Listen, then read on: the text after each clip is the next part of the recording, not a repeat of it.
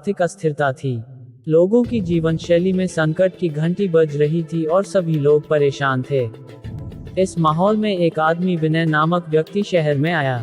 वह एक गुप्त रूप से सरकारी दफ्तर में कार्यरत था और उसे शहर के रहस्यमय और भयंकर घटनाओं के बारे में जानकारी थी। विनय ने वहां अपना नया घर लिया और अपनी रुचि के अनुसार अद्भुत पुस्तकों का एक विशाल संग्रह बनाया। उसे पढ़ते समय उसे एक पुरानी किताब मिली जिसे कोई भी व्यक्ति कई सालों से नहीं देखा था। इस पुस्तक का नाम था रहस्यमय पुराण। विनय ने यह सोचा कि यह किताब उसके लिए एक आदर्श समय शोधन का स्रोत हो सकती है। उसने पढ़ना शुरू किया और प्रत्येक पन्ने पर अन्यायपूर्ण और भयानक कहानियों का साम्राज्य देखा। एक दिन जब विनय घर के बाहर घूम रहा था, तभी उसे एक व्यक्ति मिला। वह व्यक्ति विनय को एक सामरिक बम।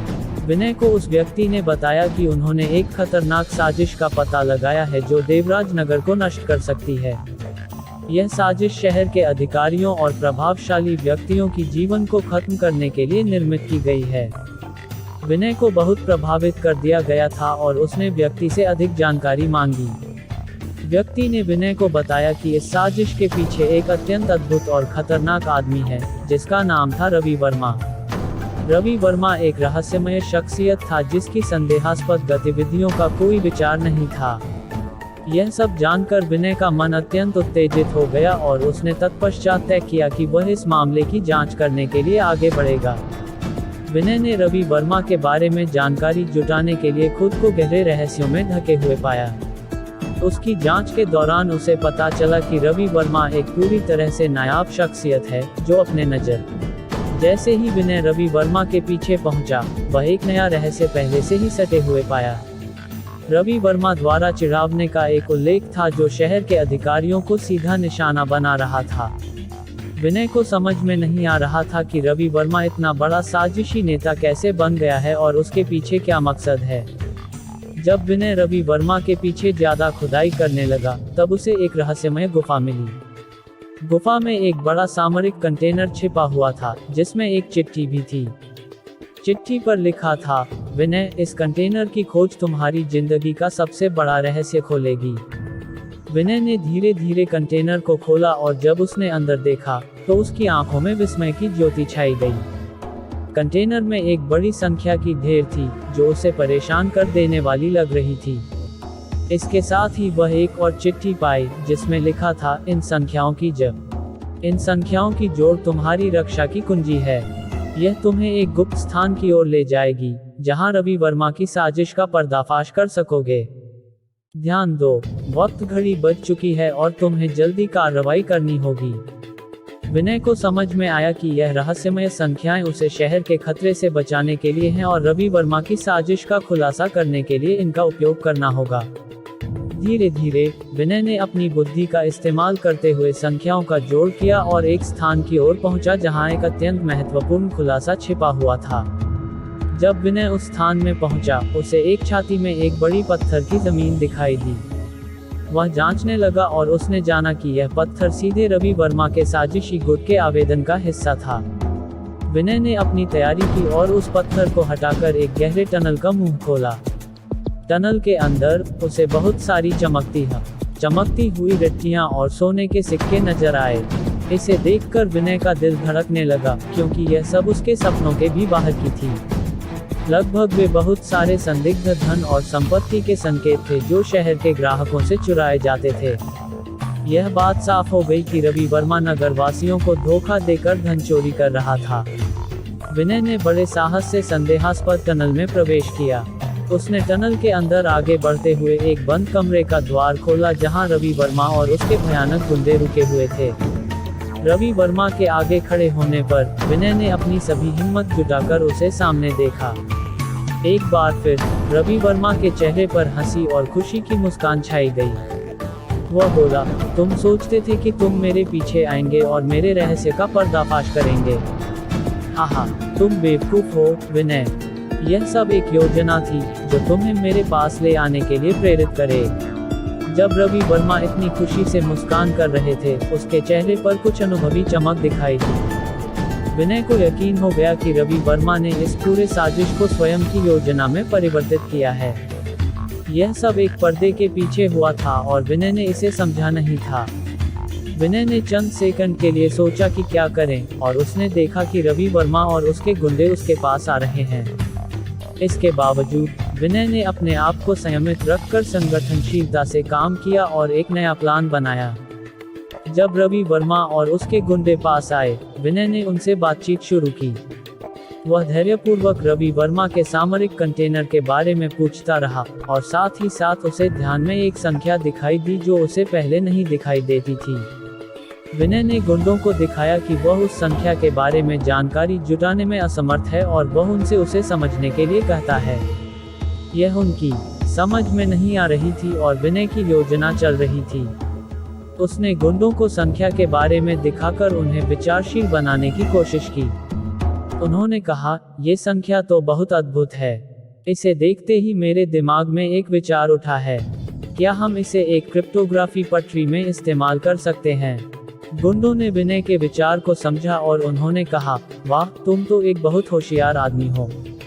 हम इसे क्रिप्टोग्राफी पटरी में इस्तेमाल कर सकते हैं, जो हमारी संगठन की रहस्यमयी संचालन के लिए इस्तेमाल होती है। इसके बाद विनय ने रवि वर्मा के लिए एक प्रस्ताव रखा। रवि वर्मा, अगर तुम मुझे अपनी संगठन का हिस्सा बनाने की अनुमति देते हो तो मैं तुम्हें इस संख्या के बारे में पूरी जानकारी दूंगा। रवि वर्मा ने सोचा और इस प्रस्ताव को स्वीकार कर लिया। विनय को संगठन के एक ऊंचे पद पर नियुक्ति मिली और उसे सबसे गहरे रहस्यों तक की 2/2। रवि वर्मा ने विनय को संगठन का हिस्सा बनाया और उसे सबसे गहरे रहस्यों तक की पहुंच दी। विनय ने उसकी भरोसा जीती और संगठन के अंदर अपना काम शुरू किया। जब वह रहस्यों के बारे में और गहन जानकारी जुटाने लगा, तो उसे मालूम हुआ कि इस संगठन का मकसद देश को हानि पहुंचाना था। रवि वर्मा ने राष्ट्रीय सुरक्षा के लिए एक भयंकर साजिश रची थी, जिसमें शहर के महत्वपूर्ण स्थानों पर बम रखे गए थे। उनका निशान शहर की जनता और सरकारी अधिकारियों पर था। विनय को यह जानकर दिल दहल गया और उसे समझ में आया कि वह अपने हाथों संगठन के खिलाफ खुद को लड़ना होगा। विनय की सोच में एक नया प्लान उभरा। उसने सरकारी अधिकारियों को जानकारी देने और सबसे महत्वपूर्ण स्थानों पर बमों की जानकारी बांटी। वह अपनी नई पहचान के साथ संगठन के आंतरिक सदस्यों के साथ मिला और उन्हें अपनी योजना के बारे में बताया।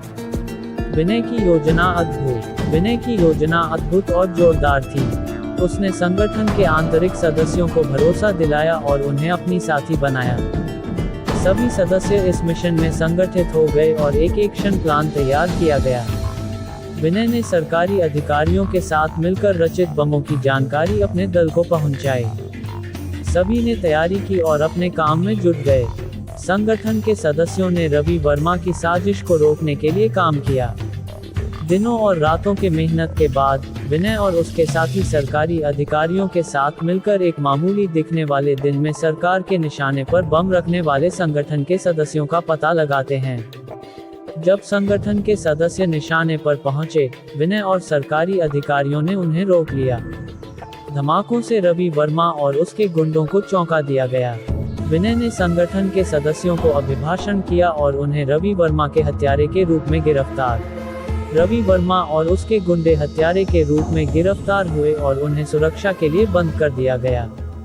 संगठन के सदस्यों ने एक सम्मानित जनसभा के सामरिक तौर पर नगर निगम द्वारा आयोजित किए गए आदेशों का आदान प्रदान किया और उन्हें बर्खास्त करने की मांग की।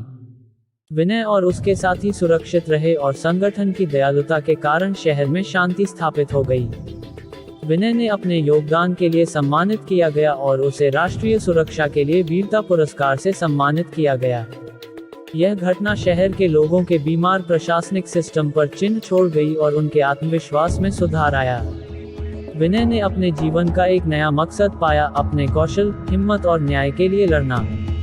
उसकी कहानी लोगों को प्रेरित करती रही कि वे हमेशा सच्चाई, न्याय और देशहित के लिए आवाज उठाएं और दुर्भाग्य से नहीं, बल्कि साहस से लड़ें। विनय की काबिलियत और साहस की कहानी ने लोगों में एक नई उत्साह भरी। उनकी कथा अखबारों, टीवी चैनलों और सोशल मीडिया पर चर्चा का विषय बन गई। उन्हें देशभक्ति के प्रतीक के रूप में मान्यता मिली और उन्हें विशेष सम्मान से नवाजा गया। विनय के प्रशंसकों ने एक युवा संगठन बनाया, जिसका उद्देश्य देशहित में सक्रिय भूमिका निभाना था। इस संगठन ने शहर के गरीब बच्चों के शिक्षा को सुनिश्चित किया, राष्ट्रीय सुरक्षा के लिए सक्रियता दिखाई और अन्य सामाजिक समस्याओं के समाधान के लिए पहल की। विनय ने देश के नवयुवकों को प्रेरित किया और अपनी कठोर दिनचर्या और अद्वितीय दृष्टिकोण से उन्हें नए मार्ग पर ले गए। उनकी आत्मविश्वास और विश्वास ने उन्हें सफलता की ऊंचाइयों तक पहुंचाया। विनय के योगदान ने न केवल उसके शहर को बदला, बल्कि पूरे देश को एक सकारात्मक परिवर्तन के रास्ते पर ले गया। उसकी कथा लोगों के दिलों में जगा और विनय को राष्ट्रीय स्तर पर मान्यता मिली। उसे समाज सेवा के क्षेत्र में अग्रणी व्यक्ति के रूप में माना गया और उसे विभिन्न सरकारी और गैर सरकारी संगठनों की सलाहकार मंडली में शामिल किया गया। विनय ने अपनी राष्ट्रीय सुरक्षा के क्षेत्र में दिखाई गई विशेषताओं को मजबूती के साथ बनाए रखा। वह खुद एक प्रशिक्षक, मार्गदर्शक और उदाहरण के रूप में सेवा करता रहा। उसने अपनी योग्यता और नेतृत्व कौशल से युवाओं को प्रेरित किया और उन्हें राष्ट्रीय सुरक्षा के क्षेत्र में अवसर प्रदान किए। उसके नेतृत्व में लोगों की उत्साहित भारतीय के रूप में विनय देशभक्ति और सेवा के लिए एक प्रतीक बन गया। उसकी अद्भुत कहानी ने लोगों को सामरिक भावना का ज्ञान दिलाया और उन्हें सहसा बदलने के लिए प्रेरित किया। विनय की सफलता और सेवा ने उसे अपने देश के लिए नवीनतम चुनौतियों का सामना करने की प्रेरणा दी। विनय ने अपने नए दृष्टिकोण और नीति के साथ अधिकारियों और नेताओं को आगे बढ़ने के लिए प्रेरित किया। वह राष्ट्रीय सुरक्षा मंत्री के रूप में नियुक्त हुआ और अपने नए दृष्टिकोण से वह देश के सुरक्षा और रक्षा के क्षेत्र में नवीनतम नीतियां लागू करने का काम करने लगा। उसने आत्मनिर्भर भारत अभियान को मजबूत किया और अपनी नवीनतम तकनीकी ज्ञान और रक्षा उपकरणों की विकास को प्रोत्साहित किया। वह देश के सीमा और आंतरिक सुरक्षा की मजबूती के लिए नए योजनाओं की शुरुआत की और नवीनतम तकनीकों का उपयोग करके आंतरिक सुरक्षा उन्नति के लिए काम किया। उसकी प्रशंसा राष्ट्रीय